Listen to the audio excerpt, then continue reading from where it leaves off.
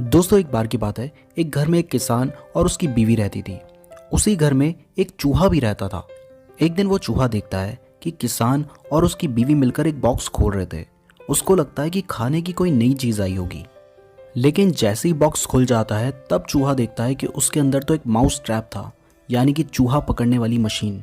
चूहा बहुत परेशान हो जाता है और परेशान होकर वो अपने दोस्त मुर्गी को बताने जाता है कि घर में एक चूहा पकड़ने की मशीन आई है।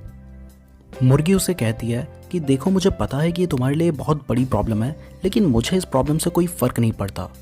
चूहा मायूस हो जाता है और उसके बाद वो एक भेड़ के पास जाता है। वो उसे भी वही बात कहता है कि घर में एक चूहा पकड़ने की मशीन आई है, लेकिन भेड़ उसे कहती है कि आई होगी, इससे मुझे क्या फ़र्क पड़ता है, पर टेंशन मत लो, जब भी कभी ऐसा होगा तो मैं तुम्हारे लिए दुआ करूँगी, यानी कि अगर तुम चूहादानी में पकड़े जाओगे तो मैं तुम्हारे लिए दुआ करूँगी।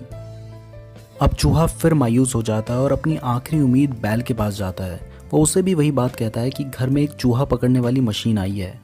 तो बैल कहता है, अरे भाई, मैं क्या करूं अगर चूहे पकड़ने वाली मशीन आई है, इसमें तेरा घाटा मेरा कुछ नहीं जाता। चूहा मायूस होकर घर आ जाता है और सोच लेता है कि अब जो भी होगा देखा जाएगा। कुछ दिनों बाद चूहा रात के वक्त एक जोर की आवाज़ सुनता है। ये आवाज़ उसी चूहा पकड़ने वाली मशीन की होती है। चूहा बाहर जाकर देखता है कि उस आवाज़ को सुनकर किसान की बीवी भी उस मशीन की तरफ भागती है, लेकिन अंधेरा होने की वजह से उसे दिखाई नहीं देता है कि मशीन में एक सांप की पूंछ फंसी होती है, और जब तक वो कुछ समझ पाती तब तक सांप किसान की बीवी को काट लेता है। किसान अपनी बीवी को हॉस्पिटल ले जाता है और वहाँ पर उसका इलाज करवाता है। इलाज करवाने के बाद जब वो उसे घर ले आता है तब भी उसकी बीवी को फीवर आ रहा होता है। तो उस बुखार में उसे बचाने के लिए किसान मुर्गी को काट देता है और उसका सूप बनाकर अपनी बीवी को पिला देता है।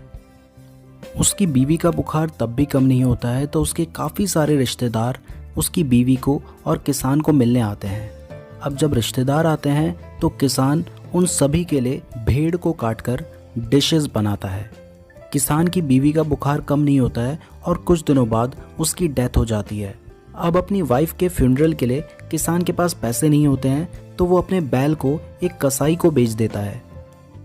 इस तरह चूहा जिस जिस से मदद मांगने गया था उन सभी को उस चूहेदानी की वजह से अपनी जान से हाथ धोना पड़ा, लेकिन उन सभी ने इस खतरे को नहीं समझा। तो अगली बार अगर आपके सामने कोई अपनी प्रॉब्लम लेकर आता है और आपको लगता है कि इस प्रॉब्लम से आपको कोई फ़र्क नहीं पड़ता, यानी कि इसमें तेरा घाटा मेरा कुछ नहीं जाता, तो इस वक्त आप दोबारा सोचें किसी भी तरीके से ये प्रॉब्लम आपको अफेक्ट तो नहीं कर सकती। मैं उम्मीद करता हूँ आपको ये कहानी पसंद आई होगी। धन्यवाद।